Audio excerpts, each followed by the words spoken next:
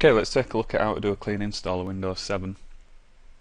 I've got a computer here that needs a new install, and I thought I'd show you how to go about doing that. So, before you do this, make sure any data that you've got on your PC that you may need is backed up, and I'll leave that to you to figure out what you do and what you don't need. I'm just going to concentrate this time on the actual install of Windows 7. So what I'm going to do is I'm going to go ahead and restart this machine. I've got the Windows 7 disk in, and this machine is now set to boot from the DVD. Okay, so as this machine restarts, it's going to ask me to press any key to boot from DVD, which I do, and now it's going to actually hand over to the disk, and it's going to install the Windows files. Okay, it's now going to start Windows, and it's going to actually boot from the disk and give us the options to install.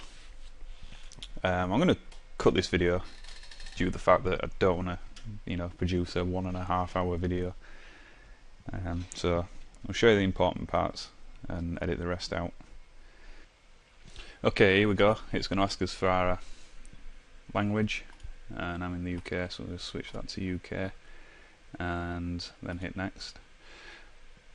Okay, this is where we get the option to install or repair, and we've covered repair before in the advanced system restore video, so this time I want to install, so we're going to click install, and that's going to start the setup process. Okay, we've now got to accept the license terms, and then have a read through these. I've installed Windows enough times to know what it says. We'll click on next. So we're going to do a custom, the advanced one. This is due to the fact that I want to wipe this drive. I want to do a format of it, and you'll see here that we've got a 10 gig drive here. This is a virtual machine. It's not a full-blown PC, which is why it's only got a 10 gig hard drive in. So I want to go to drive options. This is going to give me the options now to format the drive. So we make sure, and this is very important, make sure that if you have got multiple drives in here, that you are going to format the correct drive. It's just going to tell us it might, partition might contain recovery files. Click OK. I'm OK with that. So it's now going to format the drive. Okay, so now that's formatted, click on next, and this will begin the install. It's going to copy the files, and it's going to go through the install, and this is where I'm going to cut the video, otherwise we will be here for the next hour. Okay, Windows will restart, and when it does, once it's expanded all the files, before it goes into the install,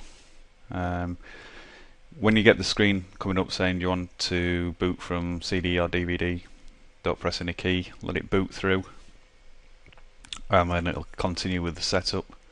Okay, again you'll see that the computer is going to reboot again, and at this point again don't press any key, let it boot through. If you press any key, you're just going to go into a loop and you'll go back and start again basically. So we'll let Windows restart. Okay, once we get through the main bulk of the install, we're going to be asked for a few details. So we're going to add as name here.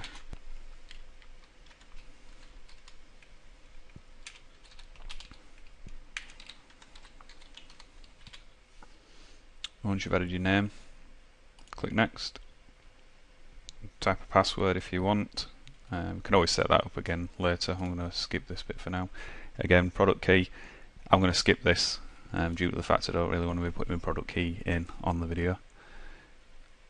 And you get 30 days to activate Windows anyway, so you can do that from within Windows or at that point. I recommend you to do it at that point, and then it's done. And the first time you go on the internet, it'll then register your Windows.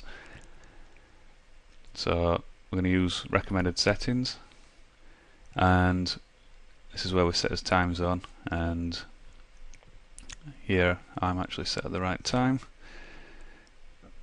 and then we're going to select home network here. It's just due to the fact that we are on a home network. I'm just going to skip this. This is all the network and sharing setup, and this is, I always find it easier to do this from actually inside Windows, so we can skip that bit. We're all interested in the install at the moment. Okay, Windows is just going to finish up here. It's just going to get the system ready for use. Okay, there we have it. Windows will now update, and we'll just take a look at that. Automatic updates is turned on by default, and I recommend that you leave that there. It needs to update. It's one of the other things, just to make sure that your screen is at the right resolution. Sometimes it doesn't auto detect it, and to do that we just right click on the desktop and then go to screen resolution, and we've got resolution settings here. We drop that down. You can pick your resolution. A lot of the times Windows will detect this. Again, this is a virtual machine, so I've just had to change this, and you just select your screen, click apply and click OK. It'll give you the option to keep your settings or to revert to the new ones.